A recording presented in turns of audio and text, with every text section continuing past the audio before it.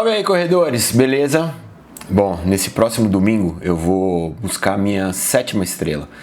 Ou seja, eu vou fazer a última Major que me falta. Mandar ali, ó. Ela representa 6 Majors, mas agora a gente tem 7 e eu vou pegar a 7ª estrela lá em Sydney.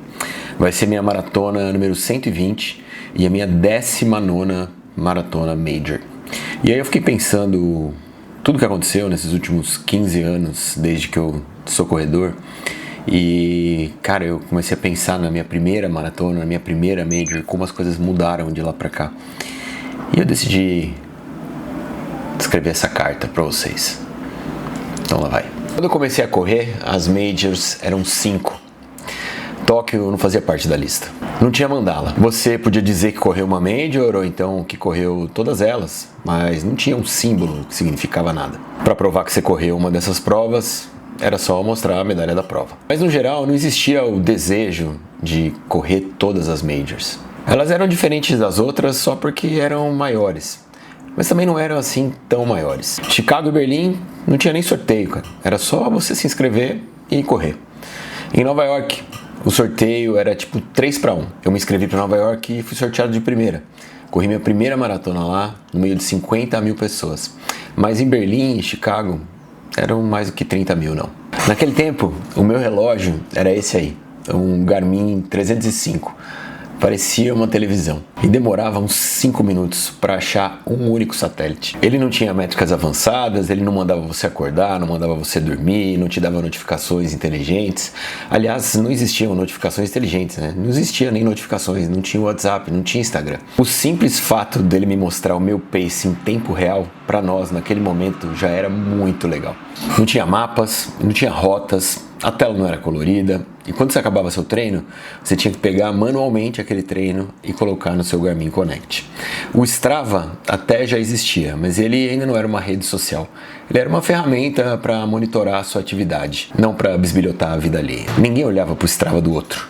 Aliás, eu acho que isso nem era possível naquela época. 15 anos atrás, os tênis não tinham placa, não tinham Pebax, TPU alifático, NIT, Woven, não tinha nada, cara. Era tecido e borracha. O homem mais rápido do mundo era esse aí, o Haile Gebrselassie. Ele tinha feito as incríveis 2 horas, 3 minutos e 59 segundos na maratona de Berlim. E ele fez isso a bordo deste tênis aí, um Adios. Essa chuteira devia ter 25 milímetros de altura, as propriedades reativas de um toco de pau. Quando você ia comprar um tênis na loja, não tinha setor de running. Você tinha que perguntar para o vendedor sobre o tênis que você tinha pesquisado. Ou então entrar na loja e começar a garimpar. Se o vendedor soubesse minimamente sobre tênis, a primeira pergunta que ele faria para você é pronador ou supinador? E aí essa resposta que você dava definia eternamente a sua compra. Pronadores iam de Caiano, supinadores iam de Nimbus, de Vomero. Tudo que fosse abaixo de 250 gramas era tênis de elite, que a gente queria muito usar, mas que na verdade não era feito para nós. Tinha loja que tinha teste de pisada, tinha prova que na Expo tinha teste de pisada, para você ver como era importante você entender o seu tipo de pisada. Em 2009, a maior maratona do Brasil, a Maratona do Rio, teve 3 mil atletas na maratona e 6 mil na meia, 9 mil.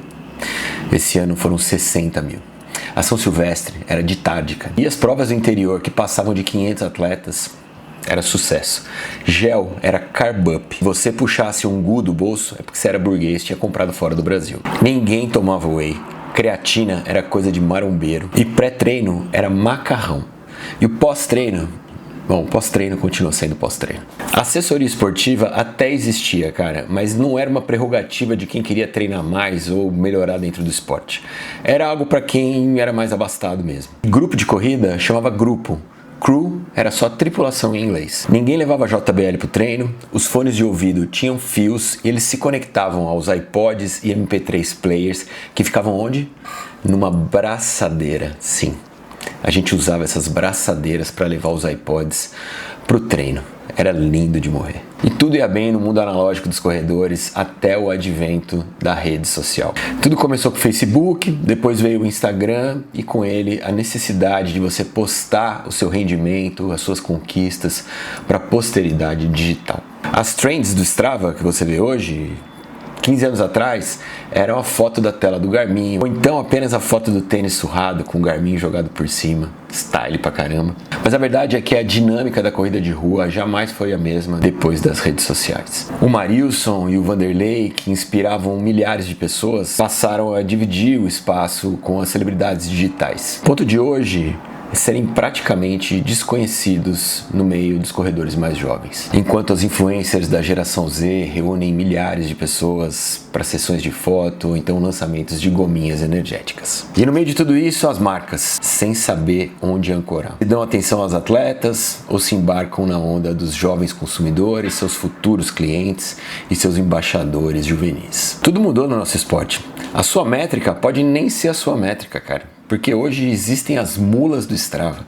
Alguém que corre para você passar um ar de saudável ou então prosperar socialmente nas mídias digitais. Hoje não existe treino sem foto. Hoje não existe lugar para treinar sem fotógrafo. Não existe treino sem foto postada. Não existe treino sem o vídeo em câmera lenta e os seus polêmicos monociclos. Hoje tem muita gente que vai correr porque tá na moda correr. Porque tá na moda ser mais saudável. E não me entenda mal, quanto mais gente saudável, melhor. Só acho que quando você não faz por ambição própria qualquer atividade, você não consegue sustentar por ela um amor longevo. Você entende? E amor a gente cultiva, cara. Primeiro a gente sonha, depois a gente investe e por fim a gente vive. É um processo e não tem como viver esse processo de maneira inversa. Você tem que passar por todas as etapas. As pessoas hoje, elas têm pressa. E elas têm pressa para ser algo que elas ainda não estão prontas para ser. Elas pulam etapas e querem os atalhos. Mas se o seu primeiro tênis for um tênis de placa, um super shoe, você jamais vai entender o tamanho do pop, da sensação de pogobol. Sua primeira bicicleta for uma bicicleta de carbono, você nunca vai entender quão leve ela é. Você entende o valor de passar por todas as partes do processo? E cara, não pense que eu vou ficar aqui saudosista como nossos pais e avós, olhando para o passado e falando aquele tempo que era bom. Eu não acho isso, cara. Eu acho que agora a gente está vivendo um tempo muito melhor do que a gente já viveu lá atrás. Eu prefiro viver o hoje. Eu prefiro parques e orlas lotadas de futuros maratonistas. Eu prefiro ver um jovem correndo do que ver um jovem com a cara enfiada no celular. Eu prefiro que todo mundo entenda um pouquinho de tênis, de Garmin, de suplemento. É mais fácil ser corredor hoje.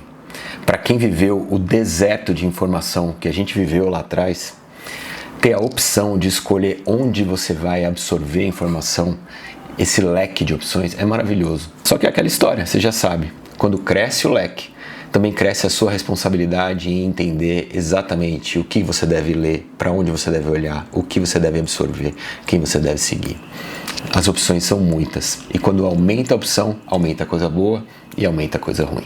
Em tempo de disseminação da informação em massa, credibilidade é um artigo de luxo, mas é um luxo que não te custa absolutamente nada a não ser o seu critério. Como tudo o que está em transformação, em processo de mutação, e a corrida está em processo de mutação, está sendo moldado. E cabe a nós, e aí eu te incluo, porque se você está aqui me assistindo, você divide comigo esse lugar de faixa etária, conhecimento, de bagagem, ou de lugar no planeta. Cabe a nós dar a nossa contribuição para que esse esporte continue apaixonante, cativante e especial, assim como ele foi para nós quando tudo era mato. É assim que a humanidade se constrói, se transforma, com exemplo dos mais rodados para quem está chegando agora. Cabe a nós ensinar essas boas maneiras do esporte.